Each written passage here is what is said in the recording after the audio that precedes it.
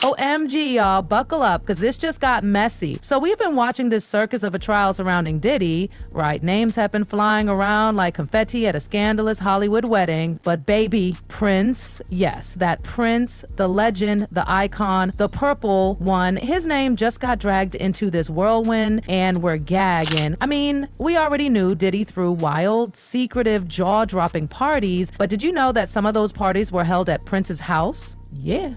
Jason Lee spilled that juicy tea, and honey, we've been clutching our pearls ever since. The first Diddy party I went to was at Prince's house. So you want to go to Prince's house to the Diddy party where Tyrese is performing and Demi Moore and Ashton Kutcher are swinging on swings. That is what's happening on the other side of the wall. And so the one thing that makes this party different than a Jamie Foxx party or any other celebrity party that wrangles a bunch of young women or guys or whatever too, is that Diddy didn't let you bring your security in the party. But wait, here's the real twist that has us all shook. People are starting to believe that Prince, private, mysterious, always 5 steps ahead Prince, might have had the cameras rolling the entire time. Like, what if this man recorded everything that went down during those freaky, no security allowed parties at his place? And then what if he kept that footage? Or passed it on to someone he trusted before he passed? Yes, girl. The whispers are growing louder. Some are saying Prince's name could actually come up in courts. Chili, this trial is looking like a whole seasons of scandal, and we're barely through the opening credits. And don't forget, jury selection alone had us spiraling. Michelle Williams, Robert Downey Jr., Mike Myers, and Lauren London all popped up on the list like, huh? But then, of course, there were the expected names, like Cassie. She was the first to file a lawsuit against Diddy, and her claims, honey, wild, doesn't even begin to cover it. Cassie said in her lawsuit that Diddy's own staff witnessed the horrific things she went through, yet no one said a word. The staff didn't just watch silently. Oh no, some of them even helped coordinate the so-called freak-offs. Yup, they were the ones preparing hotel suites with baby oil and Astroglide. It's giving cult realness. And get this, after one of the incidents, Cassie claimed that Diddy's head of security and his assistant saw her in such a state that they both started crying. Like, it was that bad. And you can bet your last dollar those staffers are going to be called to testify. Then there's Harve Pierre, also named in a lawsuit filed by Jane Doe. She says Harve flew her from Detroit to Jersey, where she was allegedly well met by him and Diddy. Not looking good, Harve. And then we've got Young Miami, another one on the payroll. Allegedly, she wasn't just collecting a check, she was reportedly transporting substances for Diddy too. Gurgle. And it doesn't stop there. Dallas Austin's name came up too. Now, Dallas was reportedly childhood friends with Kim Porter, Diddy's late partner. And let's be real, speculation has been swirling for years about Diddy's possible connection to Kim's untimely death. Whew, another layer. Laurieann Gibson's name got tossed in the mix too. Remember her from Making the Band? She said back in 2007 that Diddy threatened her with a chair on. Yup, and she went straight to the police.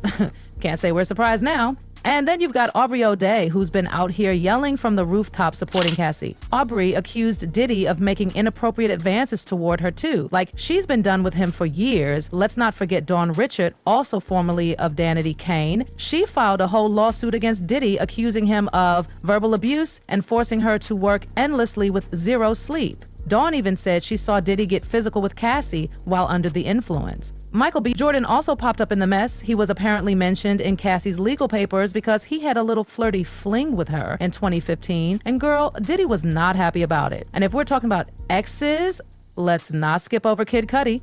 Cassie claims she had a little thing with him in 2011 when she and Diddy were in a rough patch, but after she and Diddy got back together, he found old emails from Cudi and snap. According to Cassie's lawsuit, Diddy was so enraged he blew up Cudi's car in his own driveway just to make a point. Like, who does that? So yeah, we were expecting some names to drop, but Prince? No one saw that coming. And the fact that there may be a recording, a possible smoking gun that Prince had in his possession, that changes everything. It even makes you wonder, did this have anything to do with Prince's death? I mean, we know that Prince basically knew the end was near. Just days before he passed, he posted a haunting picture with a caption that read, "Just when you thought you were safe." That post, deleted now, but the message, still echoing. During his last public appearance at Paisley Park, Prince said something chilling. Wait a few days before you waste any prayers. And sure enough, he was gone shortly after. Found unresponsive at 57 years old. The official word was an accidental overdose on counterfeit Vicodin laced with fentanyl. But that never made sense, not to fans, not to friends. Prince was known for clean living. So how did he OD on something so dangerous? Did he have health problems?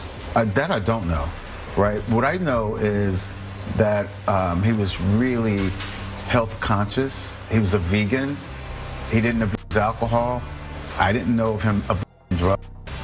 He worked out, so, that also really concerned me because it made me think that, wow, so you mean you do all these things to take care of yourself and you die so young? And don't forget, Prince was at war with the industry long before his death. His biggest battle, fighting for artists' rights and control over their music. He had been locked in a war with Warner Brothers for decades. He signed with Warner at just 18 years old in 1977. His first few albums didn't do numbers, but the label believed in him. By 1982, Prince had broken into the top 10 and was basically revolutionizing music videos. Then came Purple Rain in 1984, and boom, he was the biggest thing on earth. But behind all that glitter was a man fed up. Prince was furious that Warner owned his name and his music, so he pulled the most iconic move ever. He changed his name to a symbol. Remember that era? We were calling him the artist formerly known as Prince because Warner owned his identity. And the wild part? Diddy, yes, the same Diddy, caught up in all this legal chaos, was in bed with the exact same people Prince had been fighting against. Warner Music Group had a deal with Diddy, giving them 50% of Bad Boy Records. It was a major partnership. Warner would distribute Bad Boy's entire catalog globally, digitally and physically. Diddy was all smiles when he bragged about it. He said the deal gave Bad Boy the right financial backing to stay on top. But what if Prince saw this as another betrayal by the system he'd been battling his whole life? And if Prince did know about those infamous parties, well, that would explain a lot. Jason Lee mentioned that the first Diddy party he ever attended was at Prince's house, and that guests weren't allowed to bring their own security. That's suspicious, right? The first Diddy party I went to was at Prince's house. So you want to go to Prince's house to the Diddy party where Tyrese is performing and Demi Moore and Ashton Kutcher are swinging on swings.